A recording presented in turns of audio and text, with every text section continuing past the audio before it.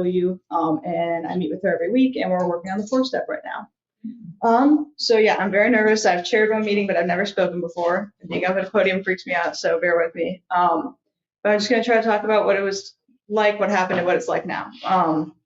So yeah, both my parents are sober. They got sober when they were 15, and they met in AA, so I'm an AA baby. I have an older brother who's normal because he's never had a drink or any drugs of any kind. And yeah, mental illness is a very huge part of my story. I've been mentally ill for my entire life. Been in therapy since I was 6 years old, and I have a lot of outside issues. I went to treatment when I was 15 for some mental health issues, and again went to treatment when I was 16 and 17 for some similar issues.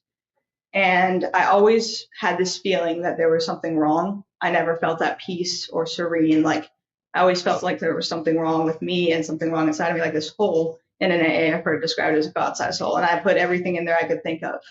And eventually, all of my friends around me were drinking and doing drugs, and I swore I was never going to do that because I wasn't going to be like my parents, even though they were good to me. I knew where I'd end up. I mean, I'm at least the fourth, maybe the fifth generation of alcoholics in my family. So I knew I was screwed. But eventually, like, it was all around me, and I tried everything I could think of to fix what I felt like was wrong with me, and nothing worked. So I thought, why not give drugs and alcohol a try? It didn't really work out. But yeah, I had my first drink at my friend's house.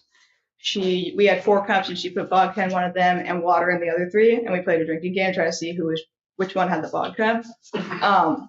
And I didn't think much of it, but we finished the game and there was still some left, so I downed the rest of it, and then I drove my friend home. And after that, I got my own alcohol immediately, and I started drinking like every night because it would help me relax so I could sleep.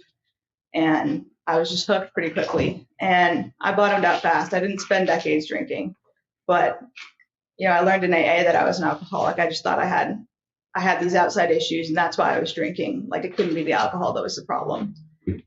And so, yeah, I was drinking every night. I was getting high at horrible times, and I was miserable. I was very suicidal. I was so depressed about what I was doing, and I felt like there was no way out because I knew AA had worked for my parents, but I thought I wasn't shooting heroin at 14 like my mom. I must not be an alcoholic. And so I didn't feel like that was a place for me, and I thought there was no way out because I knew I couldn't stop, and I didn't try to stop because I didn't want to fail. I didn't want to face that reality. So eventually what happened, I came home high one night, and I'm like, my car's at school. And my mom's like, why is your car at school? I was like, I'm really high right now because I got in trouble for drinking and using and driving. So I just started leaving my car places. And so like I ate 5 cookies hunched over the counter while she watched, and I felt terrible about it. And as I started to come down, I just felt so terrible about being high in front of my mom. And so I told her everything that I've been doing and everything that was going on. And I have a distinct memory of watching her read my suicide letter in front of me.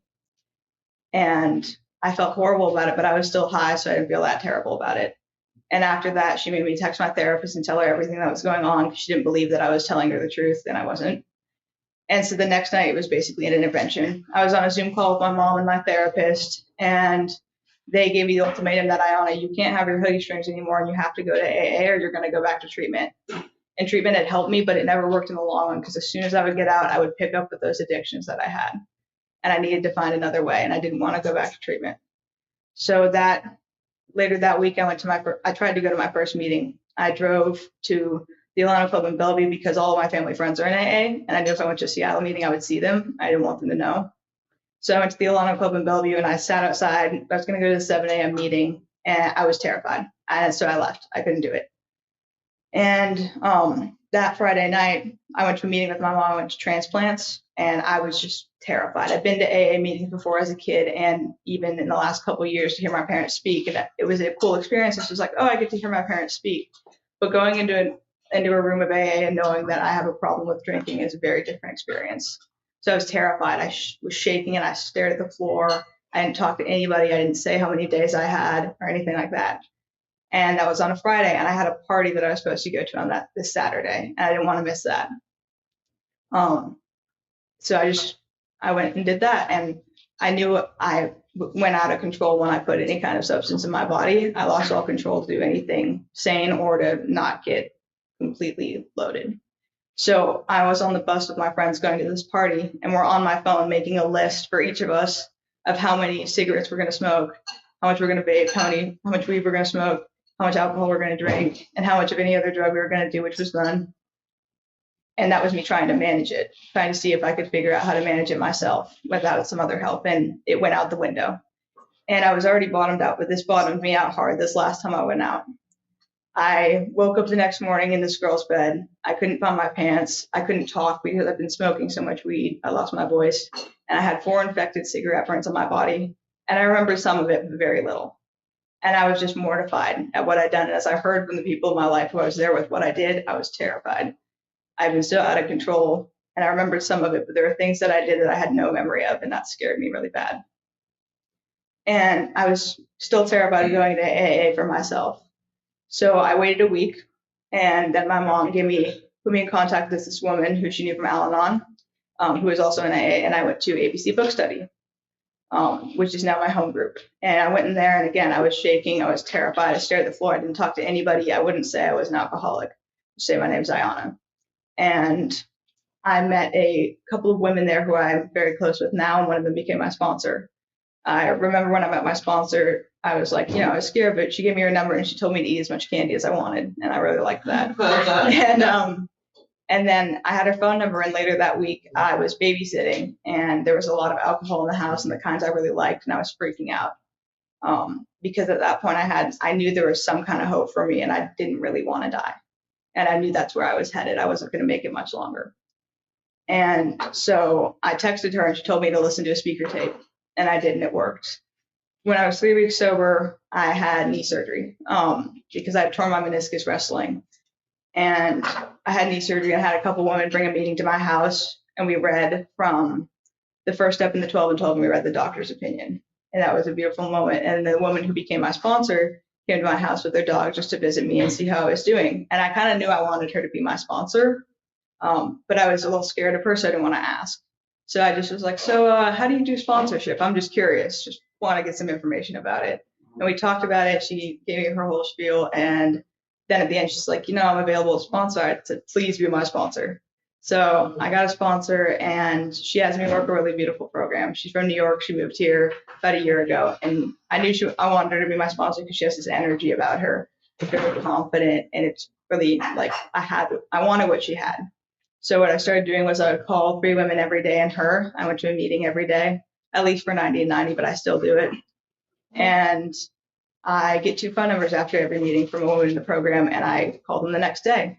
And I was terrified to do that because, I got sober at the end of being 17. I'm 18 now, and I did not call people. Like when my parents would call me, I'd be like, why are you guys calling me? Just text me. But when I started doing it, it was really scary at first. Again, I'm like, I've been filled with fear my whole life too. Like, I'm terrified of the world, I'm terrified of you, and I'm terrified of myself. And I started doing it. It was really scary. And again, I would shake when I called people. And eventually it started working a lot easier. And I still do that. I still go to a meeting every day. I try to get 2 phone numbers after every meeting, and I try to call 3 women a day and my sponsor. And yeah, sobriety has given me a lot. It's given me my life, and it's given me hope with my alcoholism and with all of my outside issues, because I turned 18 in May and I graduated high school, and I had this graduation party, and it was really great. I had a bunch of AA people there and a bunch of family friends and people I grew up around and friends from high school, and they all like there was a slideshow my parents did. It was really cool. And then everybody said a little bit of something about me, and it was beautiful. And they asked me to say something, and I stood up there and I said, I honestly didn't think I was going to turn 18. I didn't think I was going to graduate high school. I wasn't planning on being alive this long.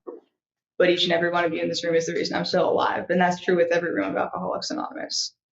And then my sobriety, I pray in the morning as well. I had a really profound experience at the end of my drinking, where again, I was so depressed and so suicidal, and I'm in the shower and I'm just crying. And that was not a usual thing I did because I was so hopeless. And I said as loud as I could in my head, and I hadn't prayed since I was a kid. I didn't grow up with religion, but I grew up with AA. So there was some spirituality in my home. But I said as loud as I could in my head, I'm like, if there's anything out there, please give me a reason I should still be here, because I can't do this anymore. And I got out of the shower and I was still crying. And I get a text from a friend I had gone to treatment with when I was 15. I just checked up on her to see how she was doing. And she had told me she just survived a suicide attempt. And for me, that was a reminder of kind of what I feel is my purpose in life, which is to help other people with the privileges I've been given. And I was thinking to myself, I can't be preaching about how beautiful your life is and how important it is if I'm going to take my own. And like, once I started AA, I haven't had as profound of a spiritual experience as that yet. I haven't finished my 4th step yet, so I'm still working on that. And that kind of made me resentful at God. I'm like, well, you were here at the end, but now I don't really feel you here. And I'm praying every morning and every night and praying for guidance. And yes, I'm getting help, but I've been kind of resentful about that. And yeah, I mean, I've gotten a beautiful life out of AA. I am still forming my connection with my higher power. And so I rely on my sponsor a lot, like good orderly direction. And she gives me a lot of really good direction. And sometimes I forget that it's a suggestion, not an order, because she does scare me a little bit. But I had a situation with a guy in AA who was my age and who I really liked and I cared about. And I told him that I liked him without telling my sponsor I was going to do that. He has a little more time than me. And he said, we both need to get a year. So maybe then. And that was cool. It was a great resolution. Better than I could think of, whatever could happen. But then like a month later, he was like, I don't really care about waiting. I'm like, and so I did the one thing I kind of started to do, which is listen to my sponsor. So I paused. I'm like, let me talk to my sponsor first. And he said, I'll talk to mine too. And my sponsor said some really profound things that I really appreciated, which was that you don't want to rob yourself of being able to do the 12 steps thoroughly by having that kind of distraction, because it is a distraction. And she recommended I finish the steps or get a year. And she also pointed out to me, because I've been like calling her all night and I'm like, I need to talk to you so much, Hillary. Like, I'm freaking out about this. And she was like, by how freaked out you are just thinking about this happening, imagine if it's actually happening. I was like, you got a point there. And so I sort of listened to her. I told him that we could be together right now, but I still was his friend. And I wasn't really just being his friend. And so what I ended up having to do is it came crashing down on I told my sponsor that I was still talking to him a lot and it wasn't just friendly stuff. And it felt very harsh at the time. She's like, you've been lying to me. And I was like, yeah, I guess. And, it really hurt at the time. I thought she was mad at me and I just felt really guilty. So I did the really hard thing. I told him I need distance. I care about you a lot and we'll be friends in the future at least. But I can't focus on my step work because I can't just be your friend. And he gave a really nice response, of course, because he's a good person. And it felt like I was going through a breakup for like a week. And then it was okay. And making those choices to prioritize my sobriety have not been easy. I have to miss out on some stuff with my friends from high school because they're all doing drugs. I talked to one of my friends from high school on Tuesday because we were at a college orientation for Seattle Central Community College. And he was like, oh my God, me and these other friends went to Vegas this week. And I was like, oh, great. And he was like, yeah, we snorted ketamine. I was like, that's really lovely. And, that's the kind of stuff I was going to end up doing if I had been in my addiction longer, because I didn't get into hard drugs. I would have if they were there, because once you put any kind of substance in my body, I lose all control over my actions and my ability to like manage everything. Some other experiences of sobriety that have been profound for me are, I struggled with cravings after I got about 3 months, and it was a lot. And, I didn't know what was going on. And in sobriety, I really learned I was an alcoholic, because I didn't think I was an alcoholic when I came in. But once I started reading the book with my sponsor and like reading the doctor's opinion and understanding the phenomenon of craving and the mental obsession and the physical allergy, I was like, oh, that is me. And, in sobriety, I've especially learned that that's true, because I dealt with cravings, and cravings are something that happen to people who aren't alcoholics. And one time I do my nightly review and I send it to my sponsor every night. And I was talking to her on the phone the next morning, and she says, I was like, oh, I had cravings again. She's like, did you pray? I said, no. She said, did you call somebody? I said, no. She said, by not doing those things, you're saying you're not powerless. You're saying that you can handle it yourself. And again, like, I had never thought of that. I just thought I was doing the right thing and trying to handle it myself. But I can't. I don't know how to live a sober life. I don't know how to do this alone.